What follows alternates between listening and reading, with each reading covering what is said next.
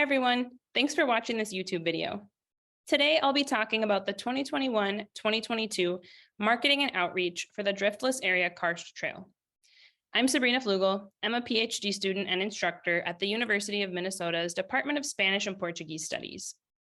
In my research, which you'll learn a little bit about today, I look at issues of authentic diversity, equity, and inclusion in digital marketing, specifically as related to the representation of language when talking about historically marginalized communities or societal issues. Today's presentation will go as follows. I'll talk about what's been done to market the dark trail. I'll go over identified partners and collaborative initiatives. I'll summarize the most effective marketing initiatives to date. And I want to make a disclaimer under this point 3 that one of the trail's main goals was to focus on fostering a diverse and inclusive environment for trail visitors. I took this to be quite literal, to mean inclusivity at both the physical and digital locations of the trail. So under this point, I'll focus on how I researched issues of accessibility and inclusion and what were the most effective initiatives or the most effective marketing strategies in developing relationships authentically with BIPOC or Black, Indigenous people of color, BIPOC communities, specifically Spanish-speaking communities. Then I'll finish with some future steps and recommendations based on what we've done so far. And normally I'd say I'll leave room for questions at the end. However, since we're on YouTube here, you can leave any questions you have in the comments of this video, and I'll do my best to respond as soon as possible to your questions or comments. In May of 2021, thanks to the University of Minnesota's Extension Regional Sustainable Development Partnerships, I was brought in to begin the development of the Dark Trail Marketing and Outreach Plan. When I started with the project, the team had already developed their logo, which you see here on the slide, their website, here's the desktop version, here's the mobile version, and then their app, the Flyover Country app. My work with the trail began by exploring the project, understanding and assessing its needs for digital marketing, and then writing the marketing and outreach plan. This first phase of the project took place from May to about August of 2021. And then after this, we really got into implementing this plan, which then turned into a working document to keep track of the marketing and outreach efforts that were effective or not effective in terms of reaching a wide audience on social media. I set out to begin with strong branding for the trail. This involved first creating the brand strategy. I created this branding sheet that details the color codes of the colors in the logo, as well as the fonts used for graphic designs.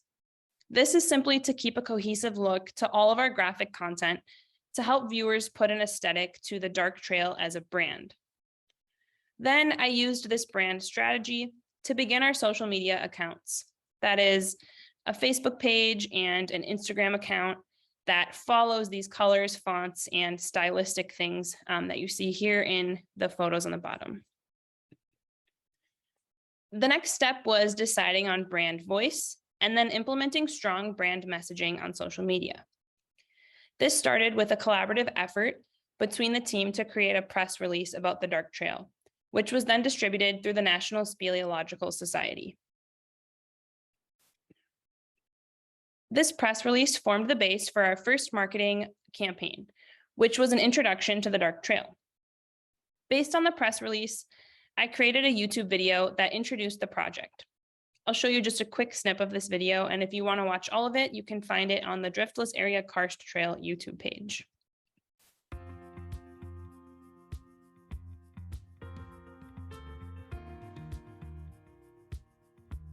There is a brand new way to find cool, unique sites to visit in the Driftless area, the 24,000 square mile area that the glaciers missed, located where Minnesota, Wisconsin, Iowa, and Illinois meet. Okay, again, you can watch that full video on YouTube. Then I shared this video on our social media platforms in different chunks of what's called micro content.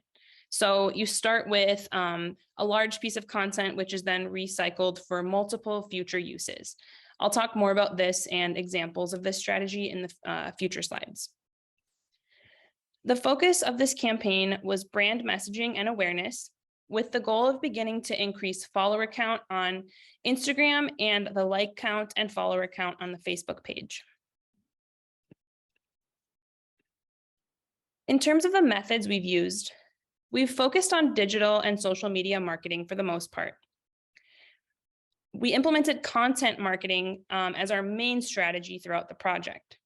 Essentially, this means, again, this strategy of starting with a large piece of content, like the previous YouTube video, and then breaking that down into micro content to make that larger piece work for many future social posts on social media. We also utilized network and influencer marketing strategies, building an online community with like-minded people and projects. The focus of the first two phases of the project was brand style and messaging, with the goal of optimizing future potential for account growth via very clear branding and messaging. In terms of content type, we've been creating educational, historically informed content that utilizes storytelling media methods. I'll break this down further by category in future slides.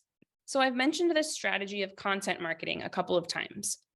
I want to give you a really solid example that we've used in terms of content marketing based on this brochure. We worked as a team to create this brochure, which turned out beautifully, as you can see.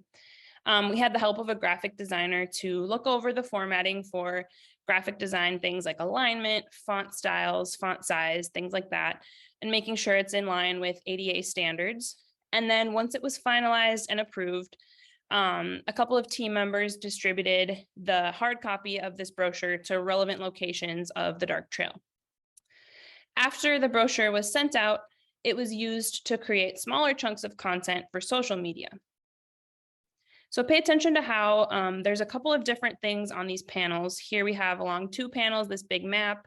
Then we have a breakdown of the Driftless Area Karst, the Driftless Area Karst Trail, places you can explore along the trail, that type of information. So again, that was on the brochure, which I simply screenshotted then to use as an Instagram post and later a Facebook post. So this is a carousel style post on Instagram, which allows you to scroll through up to 10 photos and or videos in like a slide style. So as you can see, the map is on the front slide. And then the description of the trail, karst, more info is found here. And then I put this graphic at the end of every carousel style post to help users see like an end slide of where to go next, either our website or follow us on social media. So again, repurposing content, reuse, reduce, recycle, right?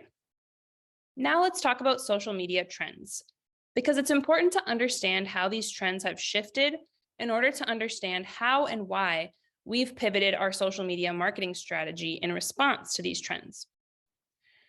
When I first began the project in 2021, Instagram content trends were largely that carousel style informational type post that I showed you in the last slide. Again, generally this was educational, informational content. Here's another example using that style. So typically we asked a question like, what is the Driftless area or what is karst, using this search bar graphic. And then we respond to the question with information on the following scrolling slides. So for the first 9 months or so of the project, we were mostly using graphics of this style and photos on Instagram, which were then posted to Facebook once they had been posted to Instagram. But in the world of social media, we need to constantly learn and understand new social trends to keep up with current methods and styles that attract consumers' attention. What we're currently seeing is that video content remains one of the most engaging forms of social media content.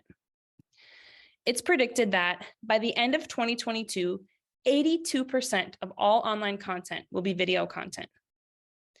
So Instagram just launched an update to their algorithm over the summer of 2022, which their algorithm essentially rates content to decide which is the highest quality and should be therefore spread to a wider audience, and which is lower quality and should be spread to a smaller audience. The new update is pushing almost exclusively video content to compete with, drumroll please, TikTok. So to stay relevant in the social media domain, it's crucial to start using video content. Realistically, this content is fast moving, so engaging short form videos, which are now the preferred choice of consumers. Again, to be realistic, 6 to 10 second clips using trending sounds are going to get the most action on social media. Or educational content with original audio also does quite well with this new algorithm. To keep up with these trends, throughout the course of 2022, I started shifting our approach on Instagram to video content. Let's look at some examples. This first example follows that 6 to 10 second rule using a trending audio, which can be super random. Basically, it's just either micro trending or macro trending. And if you use that audio with a video related to your niche market or your niche topic, it will boost the post's audience reach.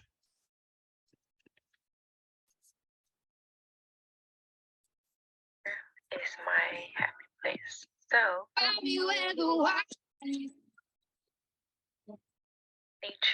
is my happy place. So again, just use a video from the trail, described where it was, tag the location of historic Forestville or Forestville State Park, and essentially used that audio to boost the reach of the video. The second example follows this same style, but focuses a little more on brand messaging and awareness.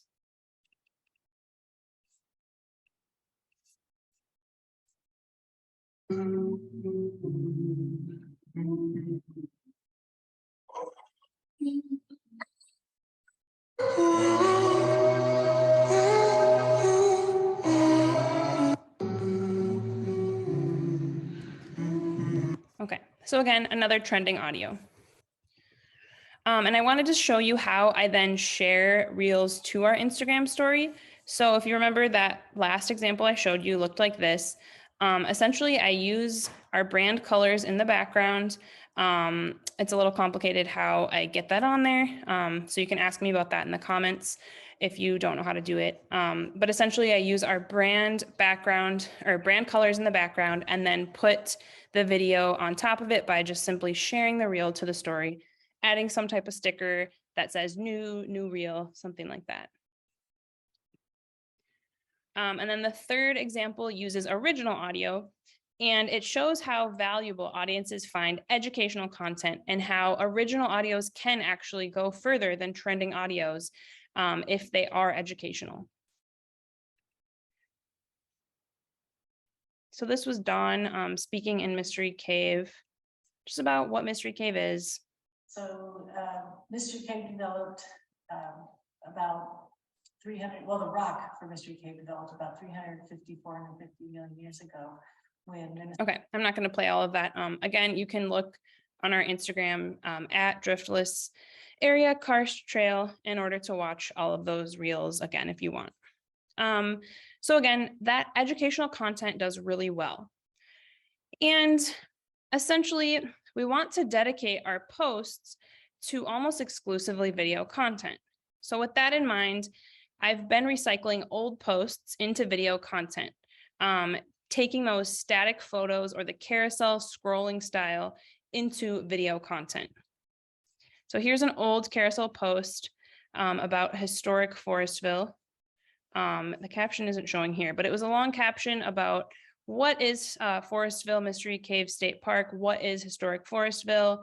There's a video here that you can combine videos and photos in this style. Goes on about the Meehan store, again, just photos back in June of 2021.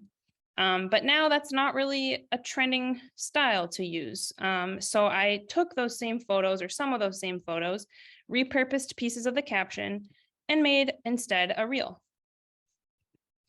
I should say that term reel is what they're called on Instagram, the videos.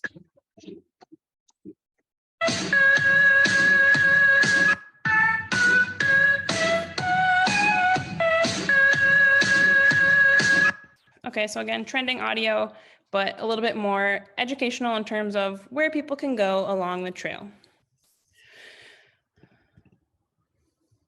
In terms of networking for collaborations and partnerships, I began like any PhD student would, by asking a lot of questions. The trail was developed in honor of the International Years of Caves and Karst, and it had the mission of fostering a diverse and inclusive environment for people of all backgrounds. So I asked, what types of social media groups and pages exist that align with the trail's mission of outdoor accessibility and inclusion? What types of pages would also be interested in the focus on caves and karst? This led me to explore and follow Instagram pages aligning with the Dark Trail's mission, identifying key accounts that would influence our approach to inclusivity, and that also focus on the driftless area. Similarly, I explored and followed hashtags related to these topics and things like hashtag diversity, hashtag inclusion, in order to just keep seeing content of that type and finding creators and groups that align with that category. This research expanded into networking via following and daily content engagement with larger scale social media pages for outdoor representation. Examples include Outdoor Afro, Disabled Hikers, Diversify Outdoors, Latino Conservation Week, Latino Outdoors, etc. You can look through our followers on Instagram to see those bigger accounts. So we follow and continue to follow a mix of local, regional, and national Facebook and Instagram accounts of this sort. Non-local pages have developed into collaborative digital marketing initiatives. I'll show you an example. Aquí estamos en el Parque de las Cuevas Misteriosas y estamos en un puente. Y abajo está el río. Okay. So as you see, this is done with my Latina friend. She's the CEO of a company called More Spanish. It's a local Spanish language business that we worked with. We went down to Mystery Cave together and made some content, and then cross-posted this content on her page, on the trails page, and then tagged Latino Conservation Week, which is a page dedicated to a week-long initiative about conserving Latino culture and heritage. So again, we posted that video, which we then shared to our Instagram story, which was then reposted on the stories of Latino Conservation Week and More Spanish. And basically they just kept being posted back and forth because it has a really nice feature on Instagram where if someone tags you on the story, you can just say add to your story. So it's a really easy way to tag people and do that type of collaboration.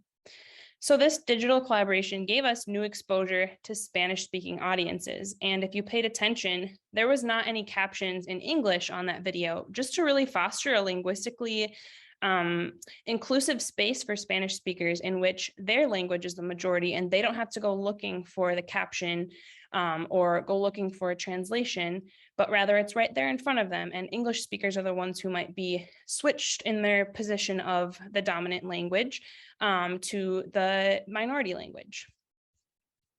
In addition to these types of accounts like Outdoor Afro, Latino Conservation Week, etc., potentially turning into collaborations, there are excellent sources of education regarding outdoor accessibility, diversity, and inclusion that offer learning experiences from the voices of marginalized communities.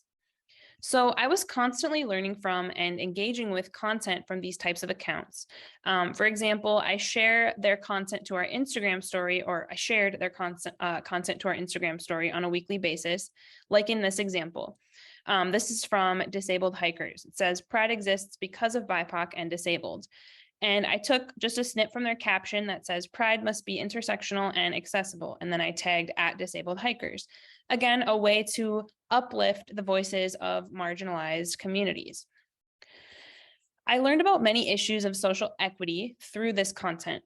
For example, Disabled Hikers talks about disabled folks being left out of the discussion of outdoor accessibility when compared to other historically underrepresented and excluded groups like Black, Indigenous, and people of color. Here's one post from Disabled Hikers that says, "You can't talk about accessibility and exclude disabled people."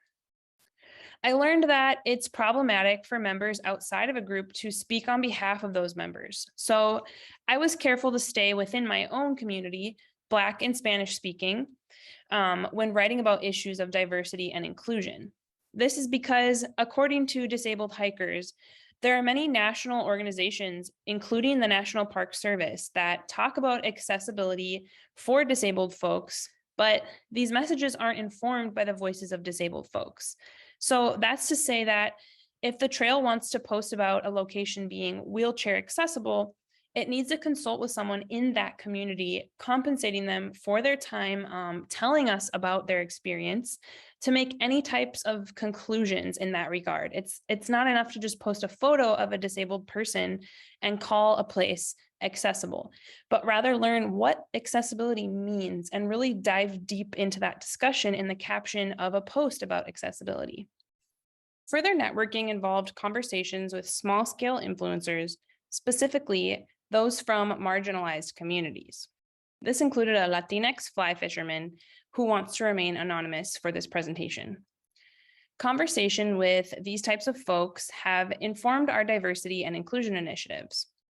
Namely, I learned about concerns that BIPOC folks in the Driftless area have, like in Alameda County of Iowa, for example.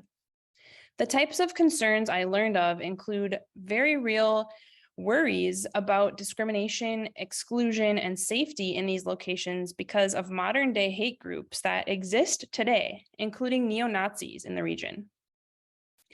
This information led me to conclude that diversity and inclusion messages require authentic commitment to taking bold stances against discrimination and systemic oppression.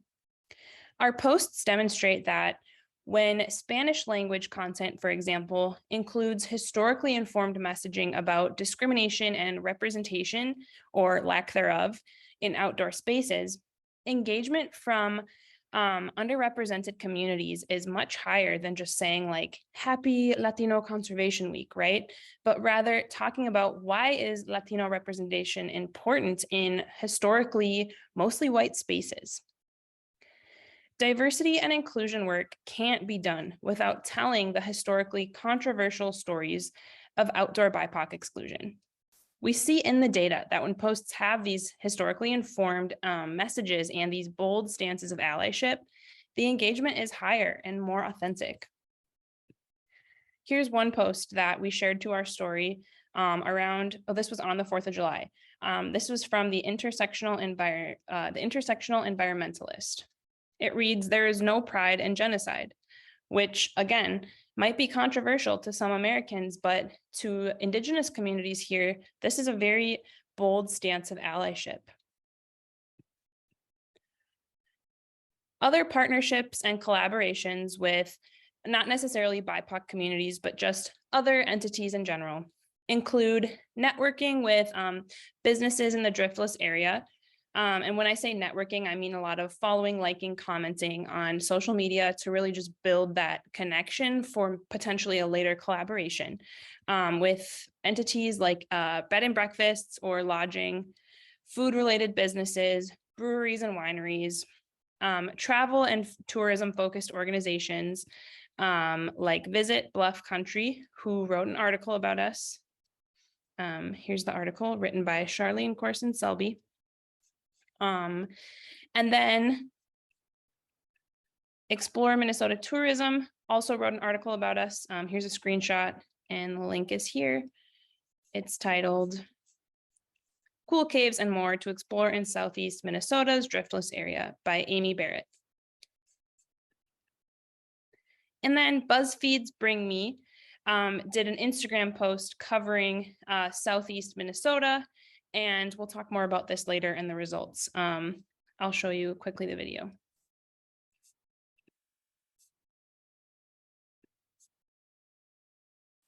Me to Minnesota, which might just be my favorite of the 38 states I visited. Straight off the plane, we headed to the 5-8 Club for a Juicy Lucy and some cheese curds. Then we drove out of the city to Niagara Cave, which has this beautiful waterfall. Also, some of the walls are phosphorescent, so you can draw on them with your flashlights. Okay, so again, that was made by BuzzFeed's Bring Me. But initially, they didn't tag us in that video, which was kind of a bummer.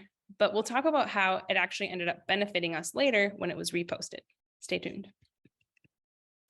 And then some clothing brands, including Driftless Quality Wear, with whom we did our first collaborative giveaway. This leads us to the relative success of our social media marketing methods. First, we'll talk about these giveaways. Our first giveaway Instagram contest looked like this. So again, this was when photos were doing pretty well on Instagram and it wasn't as widely practiced to use video content. So this was just a photo of the hat that was donated by Driftless Quality Wear, the gift card donated by Don Ryan of the Minnesota DNR, and then 2 free vouchers for Niagara Cave donated by Mark Bishop. So these are just 2 photos showing there's a giveaway, and then the caption, which isn't showing here, explains how you enter into this contest by liking, commenting on the post, and then following both Driftless Area Karst Trail and Driftless Quality Wear, and then tagging friends in the comments, which is essentially like how it goes with giveaways on Instagram. So we gained 27 followers on Instagram with that first giveaway style contest. Our second giveaway ran through August 31st. That was done in conjunction with More Spanish. That was not a successful giveaway because what I did was try to get people to enter photos to be to have their name entered into a drawing for free parks pass and then passes for More Spanish for free language classes. However, people don't want to do the work to send in photos somewhere. I thought it might not work, but I figured we should give it a try to maybe try to get more content from our followers. However, it didn't work, so I deleted it, and we need to relaunch that giveaway in the future.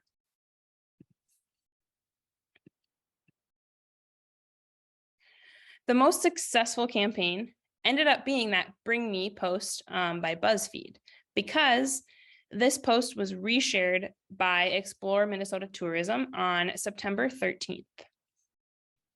So again, here's that video cross-posted by Explore Minnesota, who did tag us in this video. Between September 13th and 15th, the Dark Trail Instagram account gained 85 followers.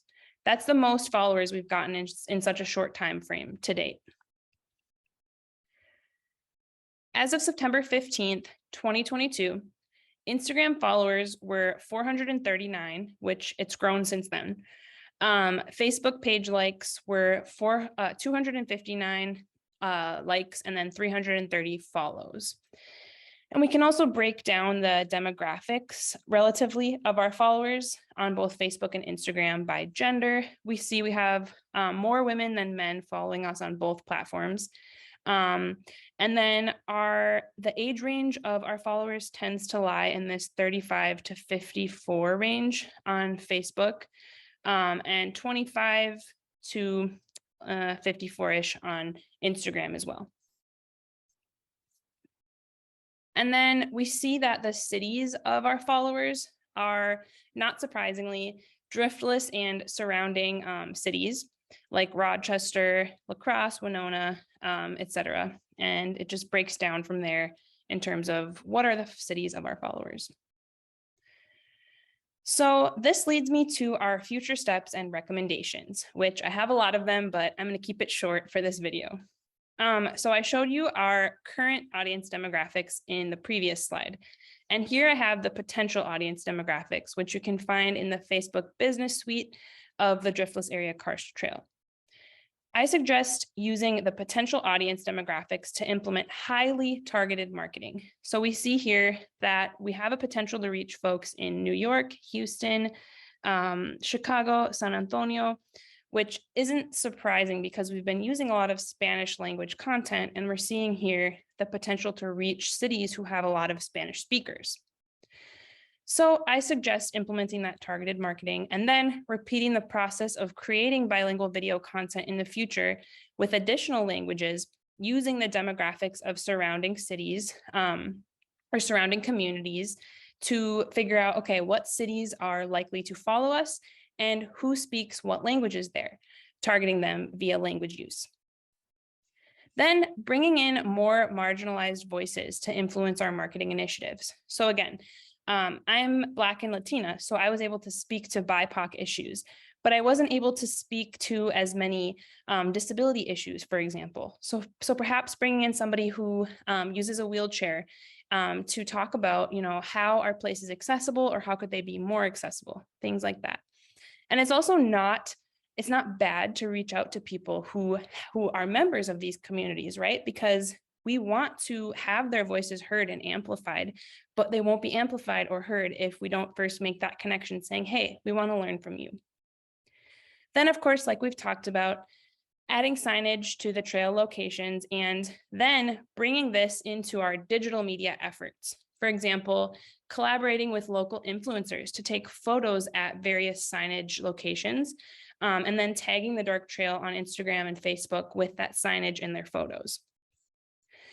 We've done a lot of things over the past year. So let me just emphasize that being just one person, it's difficult to do all of the sectors or all of the jobs of multiple areas of marketing. For example, influencer marketing is typically one person's job to set up these collaboration opportunities and get the giveaways and launch the campaigns, right? That's typically one job. And we've done that in combination with growth and engagement, which is usually another person's focus on Instagram and Facebook. So now that we've seen how these different areas have played out in our marketing, it's important to choose one area of focus for social media marketing and dedicate 100% of efforts to that area for a given period of time. My recommendation would be to dedicate 6 months to exclusively producing Instagram videos or Instagram Reels, as we're seeing that that's the fastest way to grow on Instagram. Then after that, perhaps focusing for 2 months on influencer marketing and daily engagement, right? So just really dedicating a given period of time to one part of marketing. On that note, it is of utmost importance to continue the Instagram efforts as soon as possible. If you're not posting regularly, you're likely to see a drop in reach. Our National Speleological Society contact was going to check on funding me as the Instagram manager, or perhaps somebody else. That should be followed up on very soon because we haven't posted in over a week now, and our engagement is going to start dropping if we don't continue the momentum that we've built. Then one thing I wanted to do, but I couldn't get to it with all these other tasks we had, was uploading our day trip itineraries from our August 2021 trips to Sherpa.com, or simply just creating our own video itineraries with photos and descriptions of locations. I think I did like 2 of these videos on Instagram, but doing more of these itinerary style mapping out trips for folks to go visit the trail. And if we use Sherpa, creating versions of the Sherpa itineraries for the Dark Trail social media channels, and perhaps investing into the paid version of Sherpa if funding allows, because this would mean collaborating with influencers who would drive traffic to social media pages.